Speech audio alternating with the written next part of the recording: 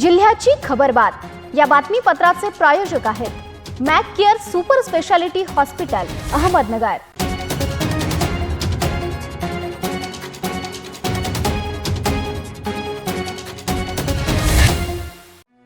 प्रेक्षकांनो नमस्कार, मी निर्जला। न्यूज 24 सह्याद्रीमध्ये तुमचं स्वागत।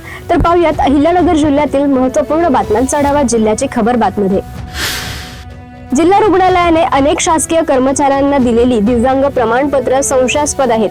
या प्रमाणपत्रांची फेड पडताळणी जिल्हा रुग्णालय करत आहे, तर दुसरीकडे आमच्यावर आरोप होतात म्हणून सामान्य दिव्यांगांची बुधवारी तपासणी करण्यास वैद्यकीय मंडळाने नकार दिल्याने गोंधळ झाला। जिल्ह्यातून आलेल्या अनेक दिव्यांगांचे हाल झाले। राज्यभर दिव्यांग प्रमाणपत्रांची पडताळणी सुरू आहे, तर बनावट दिव्यांग प्रमाणपत्राबाबत अहिल्यानगर जिल्ह्यात अनेक घोटाळे समोर आले आहेत। याबाबत थेट वैद्यकीय मंडळांबाबतही शंका आहेत, कारण त्यांनी अनेक धडधाकट व्यक्तींना दिव्यांग प्रमाणपत्र दिली आहेत, ज्याचा फायदा अनेकांनी नोकरीत घेतला आहे।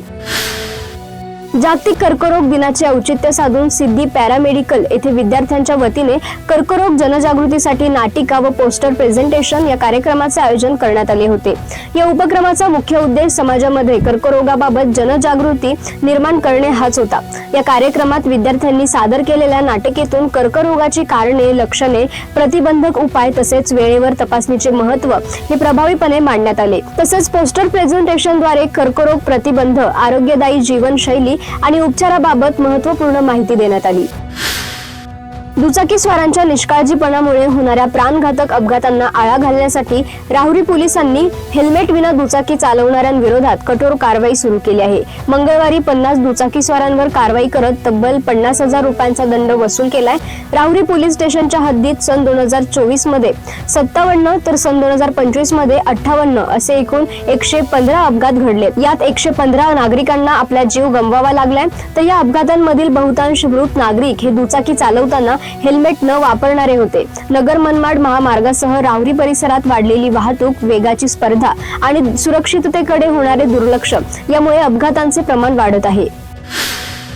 पारनेर तालुक्यातील अनेक गावांमध्ये मागील 2 महिन्यात 19 बिबटे वन विभागाच्या पिंजऱ्यात जेरबंद झाले।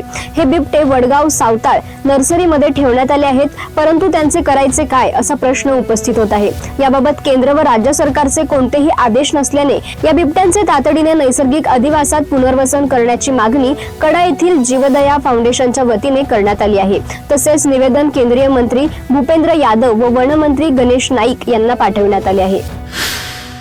नगर परिषद हद्दीतील मलनिस्सारण प्रकल्पाअंतर्गत सुरू असलेल्या कामाचा दर्जा, मंजूर अंदाजपत्रकातील निकषांचे उल्लंघन, निकृष्ट साहित्याचा वापर, अर्धवट सोडलेली कामे, रस्त्यांची नासधूस व नागरिकांना होत असलेला त्रास याबाबत चौकशी करून संबंधितांवर कारवाई करण्याच्या मागणीसाठी राष्ट्रवादी काँग्रेस पक्षाच्या वतीने तहसील कार्यालयासमोर मंगळवारी उपोषण करण्यात आले। मुख्याधिकारी अजय साळवे यांच्या लेखी आश्वासनानंतर 7 तासांनी आंदोलन मागे घेण्यात आले।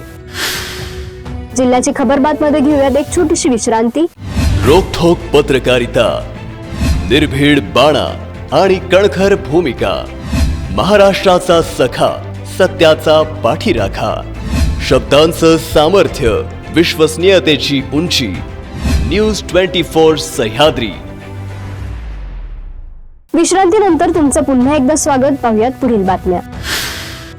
साईबाबांच्या विचारांचा वारसा सांगणाऱ्या आणि भक्तीचा महासागर लोटणाऱ्या शिर्डी परिक्रमा महोत्सवाची तयारी अंतिम टप्प्यात आली आहे। 13 फेब्रुवारी रोजी पहाटे होणाऱ्या या सोहळ्यासाठी green and clean Shirdi foundation, Saibaba संस्थान, शिर्डी नगर परिषद, ग्रामस्थ व प्रशासकीय यंत्रणा सज्ज झाली आहे। यंदा परिक्रमेत विक्रमी गर्दी होण्याची शक्यता असल्याने शिर्डीकरांनी भक्तांच्या स्वागतासाठी जय्यत तयारी केली आहे। राज्यात शिक्षक पात्रता परीक्षेचा डंका वाजत असताना याच परीक्षेने एका कर्तव्यदक्ष शिक्षिकेचा करुण अंत केल्याची धक्कादायक घटना घडली।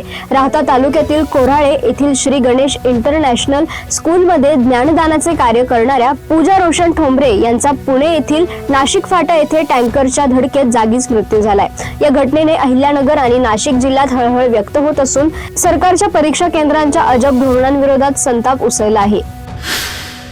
श्रीगोंदा तालुक्यातील काष्टी येथील मुख्य शाखा असलेल्या साई सेवा ग्रामीण पतसंस्था आणि साई सेवा मल्टीस्टेटमध्ये आर्थिक घोटाळा झाल्याने मागील 6 महिन्यांपासून ठेवीदारांचे कोट्यावधी रुपये अडकले आहेत। शनिवारी ठेवीदारांनी मुख्य कार्यालयासमोर ठेवी परत मिळवण्यासाठी ठिय्या आंदोलन केले। राहुरी तालुक्यातील वांबोरी येथील मुख्य बाजारपेठेत चोरट्यांनी पुन्हा एकदा धुमाकूळ घालत ज्वेलर्सचे दुकान, जैन मंदिर व एका बंद घरावर डल्ला मारून लाखोंचा मुद्देमाल लंपास केलाय। विशेष म्हणजे अशी घटना महिनाभराच्या आत दुसऱ्यांदा घडल्याने नागरिकांमध्ये भीतीचे वातावरण निर्माण झाले आहे।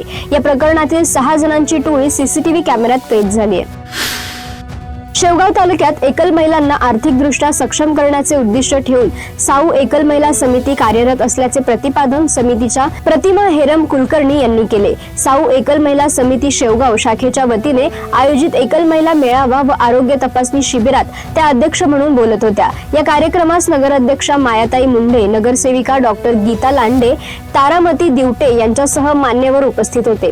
मेळाव्यास तालुक्यातील 300हून अधिक एकल महिला सहभागी झाल्या। महसूल व शासकीय कागदपत्रे तसेच मानसिक व शारीरिक आरोग्य विषयी तज्ञांचे मार्गदर्शन करण्यात आले।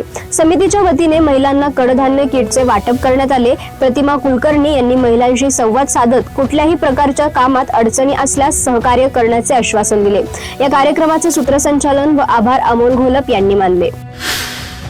जिल्ह्याची खबरबातमध्ये इथेच थांबतोय, मात्र तुम्ही पाहत राहा न्यूज 24 सह्याद्री। जिल्ह्याची खबरबात या बातमीपत्राचे प्रायोजक होते Mac Care super speciality hospital, Ahmednagar. शब्दांचं सामर्थ्य, विश्वसनीयतेची उंची, न्यूज 24 सह्याद्री।